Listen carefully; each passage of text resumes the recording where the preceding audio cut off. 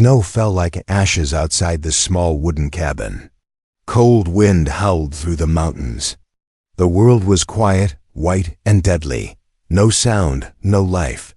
Just snow. Inside the cabin, Jack Weller, a retired war veteran, sat near a burning fire.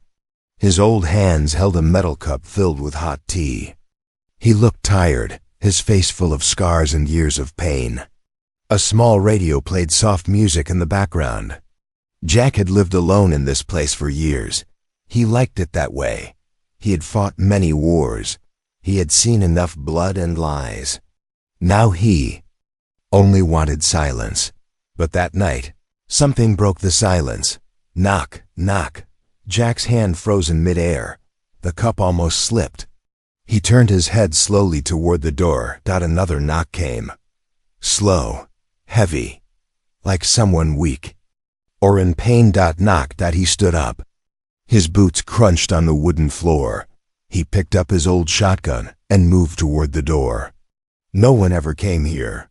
The nearest town was 100 miles away. He opened the door carefully. What he saw did not make sense. 3 giant creatures stood outside. Their skin was rough and icy blue. They looked like dragons, but not like the ones from fairy tales. These dragons had armor on their bodies, metal plates, wires, strange lights. Their eyes glowed softly in the dark. One of them stepped forward, then collapsed on its knees. Please, it said, in clear but weak English, help us. Jack didn't move. His grip on the shotgun tightened. His mind raced. Was this a dream? Some kind of joke? The second creature fell too. Its wings were torn. Blood dark purple and thick dripped. Onto the snow. We don't want to hurt you, said the third dragon. Its voice was deep, almost human. We just need shelter. The cold is killing us. Jack stared at them. The snowstorm behind them was wild. These creatures, no matter who or what they were, would die out there. He should say no. He should close the door, but instead, something inside him moved, something human. He lowered the gun. Get inside, he said. Inside the cabin, the dragon sat near the fire. The room became hot and humid quickly. One of them let out a soft sigh, like relief. Jack stood near the door, watching them. You speak English, he said. How? The dragon with glowing blue eyes looked at him. We were taught by your kind, in a lab. A lab? Jack asked, confused. The dragon nodded. A place of pain, ice, metal, tests. Jack's eyes narrowed. He had heard stories like this long ago. Secret projects during the war. Bioweapons. Genetic dragons. Project Frostscale. Most people thought they were just rumors. Now they sat in front of him, bleeding and shivering. What do you want from me? Jack asked. The first dragon lifted its wing. There was a deep wound, and inside it, Jack saw something shiny. He moved closer. It was a metal object, sharp, broken, and clearly human-made. Jack reached for his tools. As he pulled the object out, he froze. He recognized the symbol on it. It was from his old unit. Jack sat back, shocked. That meant someone, maybe his own government, had hunted these creatures. You were attacked by humans? He asked. The dragon nodded slowly. Yes, after we escaped. We were not supposed to leave. But we didn't want to kill. We just wanted freedom. Jack didn't know what to say.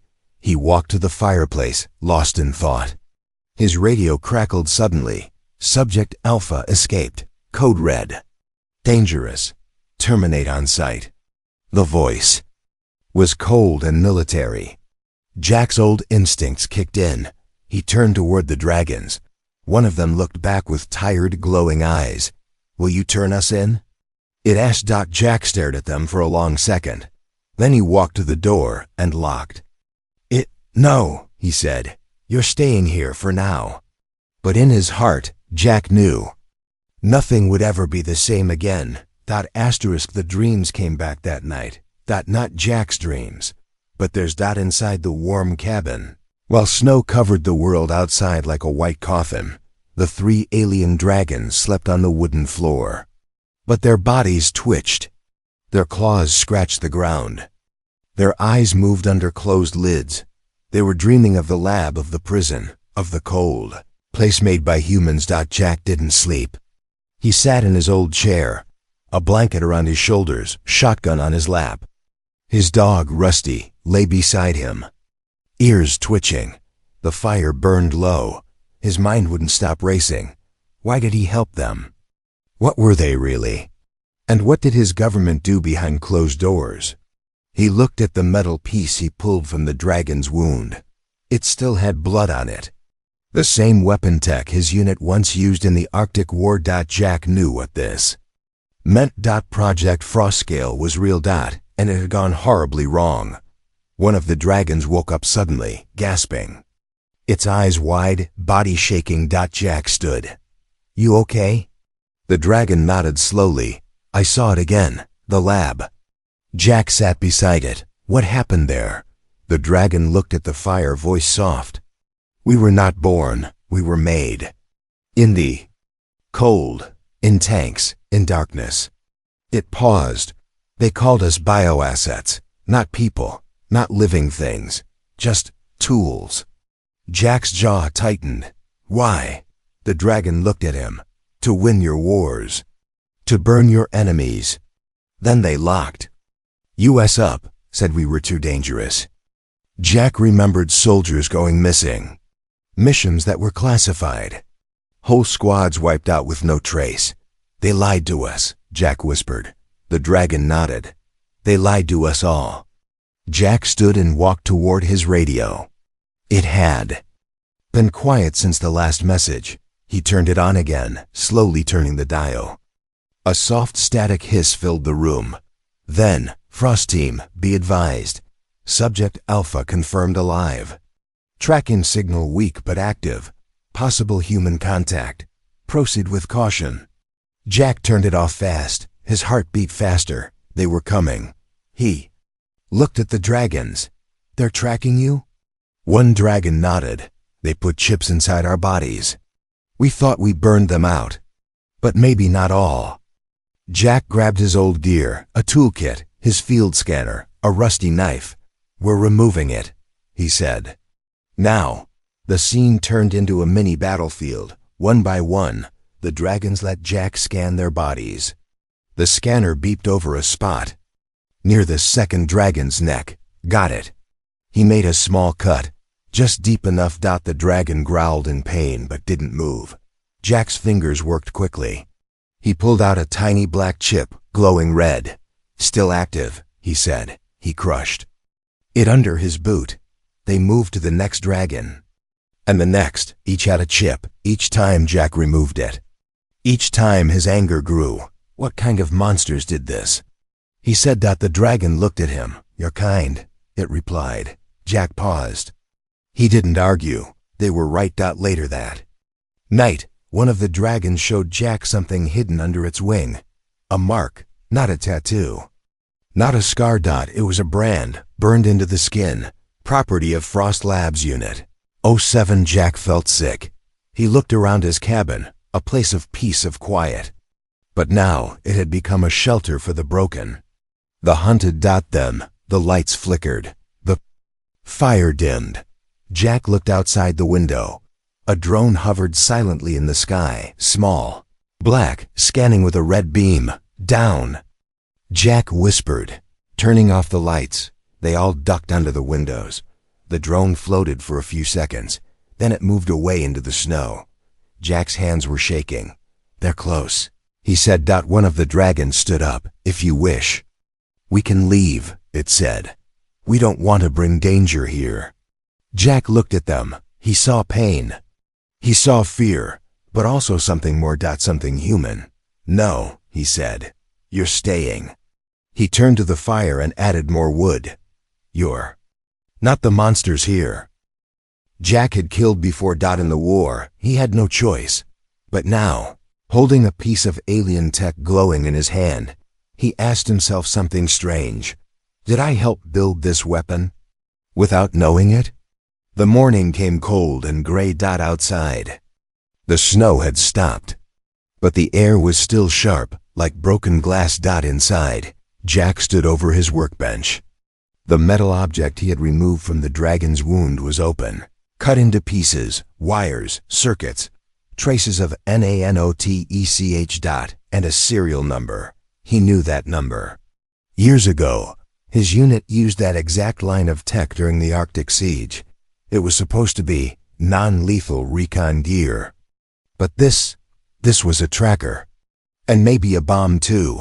He looked at the dragon beside him, the one with icy green eyes. Its wings still bled slowly. Jack had wrapped it in bandages. They didn't complain. They never did. They didn't just build you, Jack said. They tested war tech on you. Maybe even through you. The dragon didn't look surprised. We were never weapons, it said quietly. But humans needed monsters. So they made some. In the corner of the room, Jack's dog Rusty sniffed the air and growled low. Jack turned. The third dragon, the silent one with scars all over its back, was shaking. Its body glowed faint blue from under the skin. Its chest pulsed unnaturally. Jack rushed over. What's happening to him? The green-eyed dragon's voice was tense. Something is wrong. That glow, it means he's overheating. Something is triggering the deep core. Core, the dragon nodded. Our bodies were mixed with fusion tech. If it reaches the limit. Jack didn't wait. He opened a locked cabinet and pulled out his old combat scanner. A war relic. He scanned the glowing dragon. The screen blinked red. Core temperature. Critical. Failsafe engaged. Self-destruct. 326. 325. 324. Jack's blood turned cold. They built a kill switch into you, he whispered. The dragon gasped. We didn't know. 312. 311. Jack slammed a scanner on the table. Don't move. He shouted. He ran for his toolbox, pulled out a coolant injector, a device he hadn't used in years. Hands shaking, he aimed it at the base of the dragon's spine. The injector hissed. The dragon screamed. 234, 233. No, no, no. Jack muttered. He opened the side panel of the scanner and ripped out a wire. Sparks flew. He jammed the wire into the dragon's chest panel, pressing deep where the glow was strongest. Suddenly, a loud click. Then silence. The countdown stopped. The scanner blinked. Core shut down. Successful. The dragon collapsed. Breathing heavily but alive, Jack sat back, covered in sweat. You could have blown up my whole cabin, he said. The green-eyed dragon looked away. We didn't ask for this. I know, Jack replied. But somebody wanted you to die, even after escape. Later that evening, Jack poured hot tea into 4 mugs, one for himself, one for each dragon. They sipped in silence. Even Rusty seemed calm again. Jack stared at the cracked scanner on the table. They made you, and gave you voices, feelings, but also gave you death codes. Why? The quietest dragon finally spoke. Its voice was soft. To keep control. Fear is the leash. Jack nodded slowly. He understood now. They were not soldiers. They were slaves with wings. That night, Jack opened his locked footlocker, something he hadn't touched in years. Inside was a photo. His old unit, smiling, alive. All gone now, all except him. He took out a chip, an old war log drive, and plugged it into his dusty monitor. The screen flickered. Lines of data filled it. Reports, missions, lab names. And one file name that hit him like a punch. Frost Scale Gen 1, human hybrid program approved. He clicked it. The screen showed a dragon. Not alien. Not metal. This one had human DNA markers. The file said, veteran tissue used for emotional testing. Results, unstable. Subject escaped. Considered dangerous. Jack's hands shook. They used his DNA. They made them from him. Just then, the radio crackled. A new voice, calm, cold. To the civilian harboring the escaped bio units, we know who you are. You have 24 hours to surrender the assets. Or we send in a retrieval team. You won't survive it. Silence. Jack looked at the dragons. They looked back, not like beasts, not like weapons, but like lost souls. He stood slowly. I'm not surrendering. Anyone, he said. I made you without knowing. Now, I'll protect you with full choice. Asterisk, the fire wasn't warm anymore. It burned. Yes, but it didn't comfort. Jack Weller stared into the flames like a man searching for answers inside. Chaos. Sparks floated upward like memories. Brief, bright, then gone. Behind him, 3 dragons rested in silence. The youngest still recovering from the near explosion. The scars on their bodies looked older now, deeper, but the worst wounds weren't. On skin, they were hidden, just like the truth. Jack stood slowly. He reached into a drawer and pulled out a small rectangular item, a dog tag, his own, burned at the edge. It read, Weller, J Unit 9, Frost Division. He stared at it for a long time. His fingers trembled slightly. He finally turned to the dragons. I think I know what they did now. The green-eyed one lifted its head. You saw the files? Jack nodded. They used my blood, my mind, maybe even my memories. That's why. Your pain feels familiar. The room fell into heavy silence. Jack stepped closer to the one who had nearly exploded earlier. You feel things you don't understand, right? Regrets? Rage? Memories that aren't yours? The dragon hesitated, then gave a slow nod. Sometimes. It said, I dream of people I've never seen.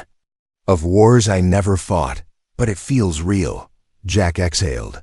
That's because it was real, my past, my trauma. Somehow, they gave it to you. Outside, the sky turned dark purple.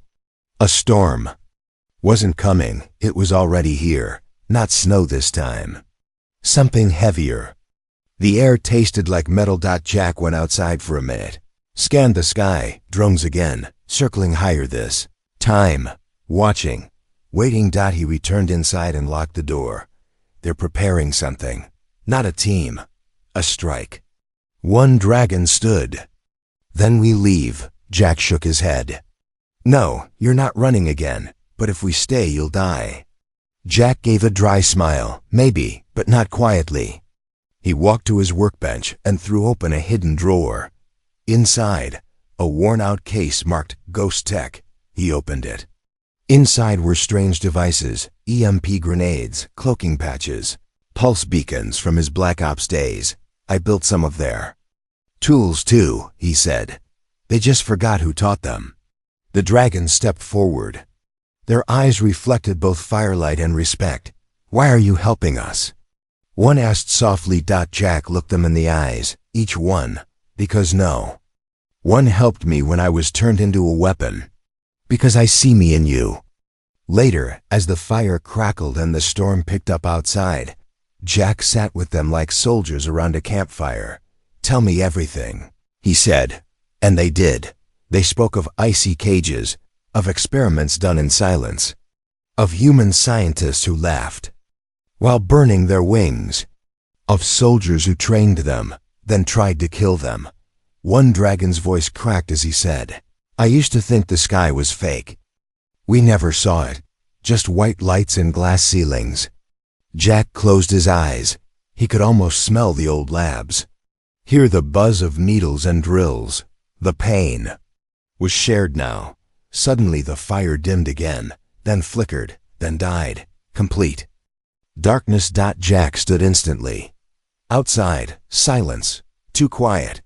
Then, a low hum. Faint at first, then louder.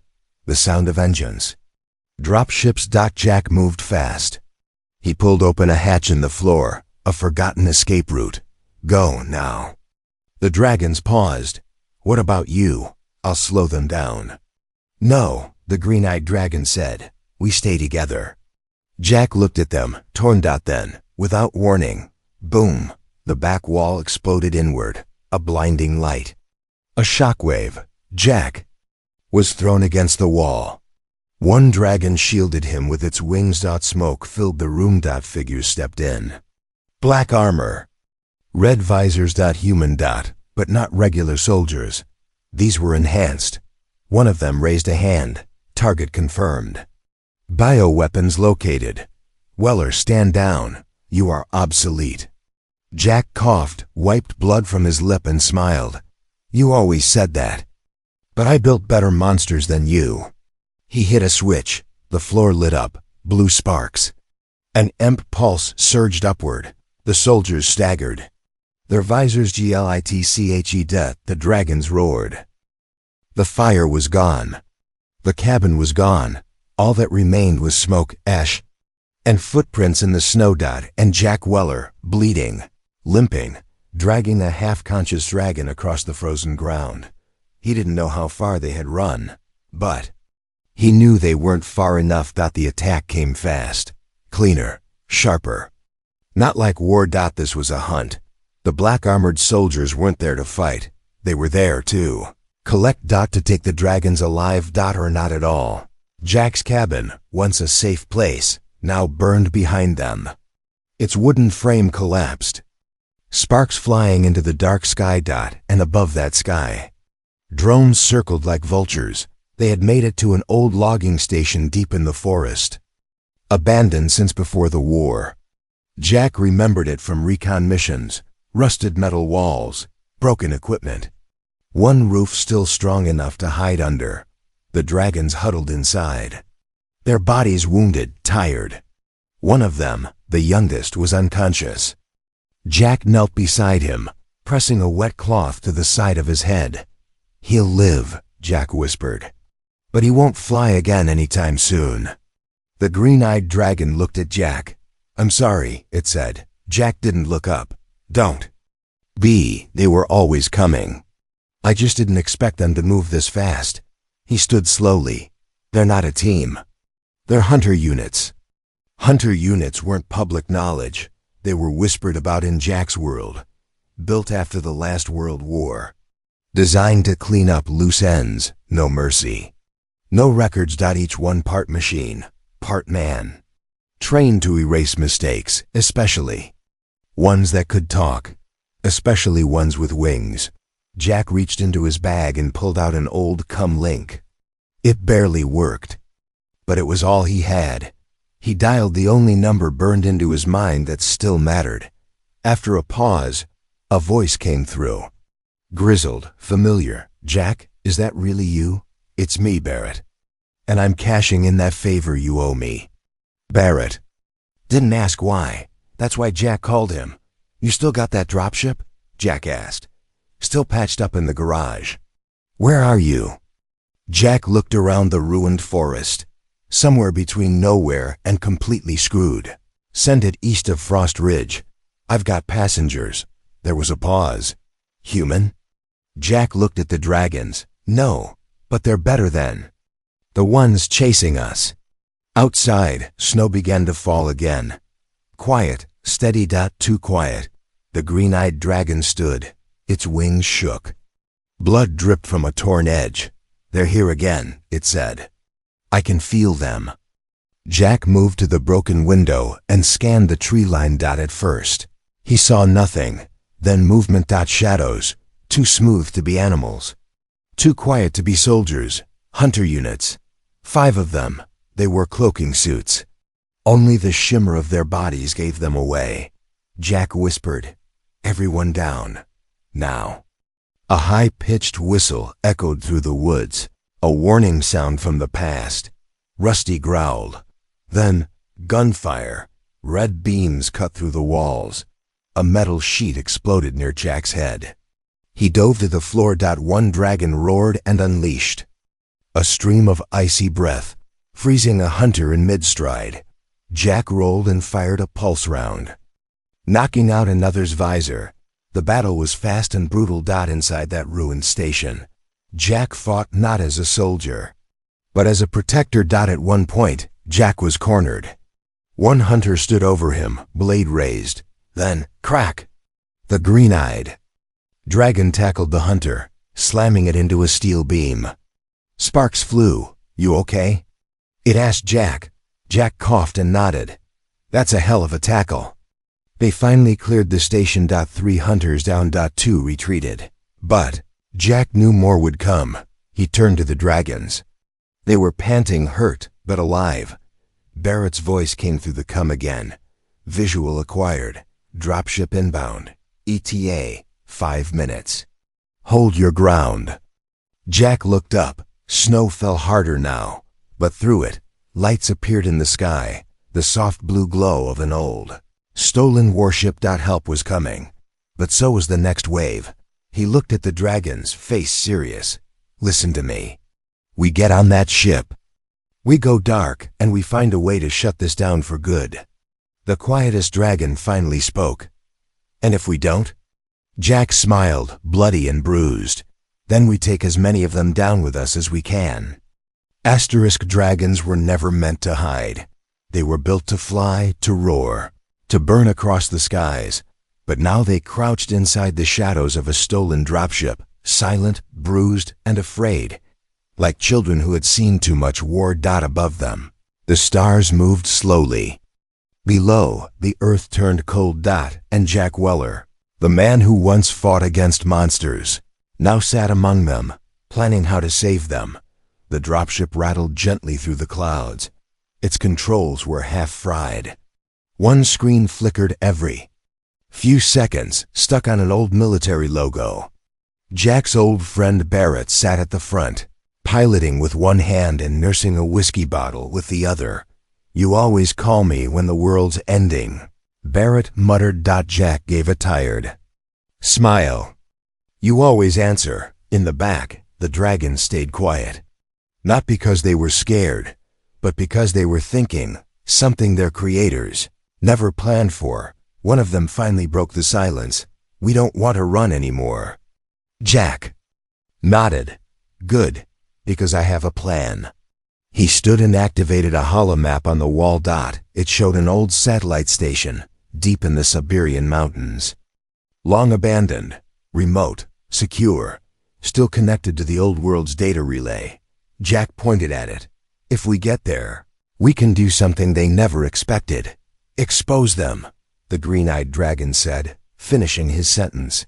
Jack smiled. Exactly. We leak everything. The files, the experiments, the deaths. To every newsnet, every corner of the system. Burn the truth into the stars, Merrick grunted. Place like that's locked down by old cold net encryption. You'd need high clearance command codes to even access the uplink. Jack tossed a small device on the table. I still remember mine. Barrett raised an eyebrow. You've really been holding on to that grudge, huh? Jack stared at the dragons. Some things are worth holding on to. The flight took hours. During that time, Jack moved from one dragon to the next, checking wounds, reinforcing armor panels, showing them old stealth tricks from the war. How to move without being seen. How to mask heat signatures. How to control breath, fear, heartbeat. You're not just survivors anymore, he said. You're soldiers now, not killers, but protectors. The green-eyed dragon looked puzzled. Protect? What? Jack looked at him quietly. Whatever's left. As they neared the mountain range, clouds thickened. Radar showed no enemy units nearby, but that meant little. Jack knew better. Get ready, he said. This won't be quiet. The dropship landed roughly on a frozen cliffside. Snow whipped across the deck as the ramp lowered. The station tower stood tall and broken ahead of them, like a spine stabbed into the mountain.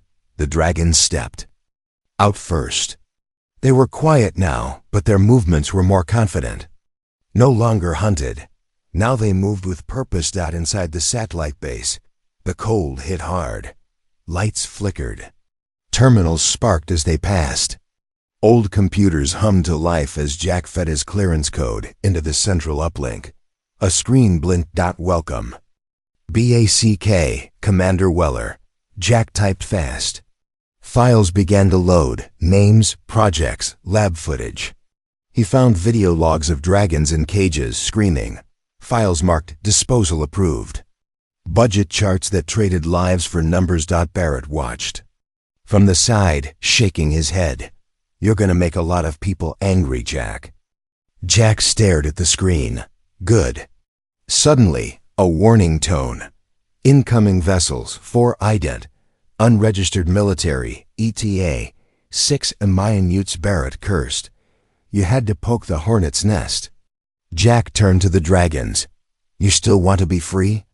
They nodded. Then protect this uplink. I'll send the files. You buy me time. The youngest dragon stepped forward. Wings still torn, but his eyes burned. I can still breathe, he said. Jack gave him a short nod. That's all you need. Outside, the sound of engines grew louder. Snow blew sideways as ships appeared in the sky. Jack didn't look up. His hands were typing. Too fast, sending truth into the world, one horrible file at a time. And behind him, dragons took their place, not as weapons, but as shields.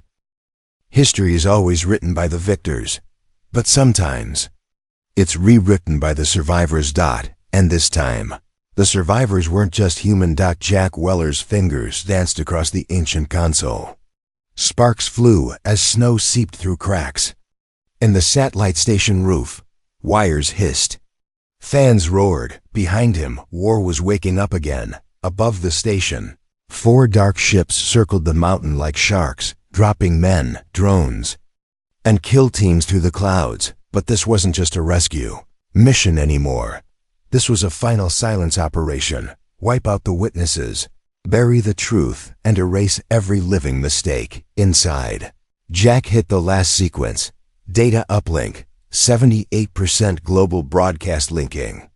Time was running out. He turned toward the dragons, now fully armored, their eyes bright with flame. Frost and fury. You don't have to do this, he said. The green-eyed dragon stepped forward. We're not doing this to survive, Jack. We're doing this to matter. Outside, the snow exploded. Black-armored soldiers dropped fast, zip lines slicing through the storm, boots crunching down, cloaking engaged. Weapons drawn, but before they could reach the doors, a roar shattered. The air. Not one of pain, but of warning. The dragon struck first. One dove from the tower, wings wide, teeth glowing. Another leapt through the smoke, slashing through 2 cloaked hunters. The youngest, still limping, climbed the ridge and unleashed a wave of frost down the slope, freezing a transport mid-drop. Jack watched from the console, every screen flashing. Red. He picked up his old sidearm and whispered to no one. This time, humanity fights for something. Data uplink, 91%. But then, a pulse hit the tower. EMP. The screens blinked. One by one, they began shutting down. Jack shouted, nitrogen monoxide. Then static cleared, and a new message appeared. Encryption override detected. Remote shutdown. In 2 o'clock. Barrett shouted from the back. They're cutting the signal. You've got 2 minutes. Jack grabbed a drive from his belt and jammed it into the panel. He started a direct core dump, a backup upload via quantum burst. Untraceable and irreversible. But it needed time. He turned to Barrett. You still have that old pulse beacon? Barrett tossed it to him. 1 shot, 1 burst. Jack armed it and ran outside into the storm. The dragons fought like living myths. One was surrounded. 2 hunters leapt onto its back, stabbing shock rods into its neck. It roared in pain. Then Jack was there. He fired 2 rounds, 1 in the visor, 1 in the throat. The hunter dropped. The dragon looked at him. Thanks. Jack smirked. Call it even. Back inside, 104 left. Barrett watched the file transfer crawl forward, every second costing them blood. Then the youngest dragon burst in, badly burned but alive. He looked at the screen. Did it work? Barrett whispered, almost. We just need to hold them a little longer. Outside, Jack climbed the tower, every step on frozen steel echoing like a countdown. He reached the top, aimed the beacon at the sky, and hit the trigger. A blast of light tore through the clouds. An emergency. Quantum burst, piggybacking on military satellites, bouncing from net to net. Inside the station. The screen blinked. Transfer complete, data delivered. Public channel all in ODS. The truth was out. Millions would see it. Billions would question it. The monsters had names now, and voices. But the fight wasn't over. More ships arrived. More hunters. Drop. Jack knew what came next. Total wipeout, unless... He turned to the dragons as they regrouped. "You can fly," he said. "Use it. Go, now." They hesitated. "We don't leave family." Jack smiled, bloody and proud. "I'm already gone." Then the youngest dragon stepped forward, wings open. "No," he said. "You gave us life. Now we give you something back." His eyes glowed, not blue, not red, but golden. He pressed a claw to Jack's chest. A pulse surged through him. His spine straightened. The pain in his leg vanished. His scars burned, then faded. Jack gasped. What did you do?" "We fixed what they broke," the dragon said. "You made us from your pain. We give you back your strength." Together they flew. Jack on the back of a dragon, rifle in hand, rising through the snowstorm like a phoenix reborn. They tore through. The enemy skyships, freezing wings, burning engines. The battle wasn't about survival anymore. It was revenge, redemption, rebirth. In the end, the world changed, not because humans were strong, but because one human remembered what it meant to protect the weak, and because the monsters they created chose to be more than weapons. They chose to be free.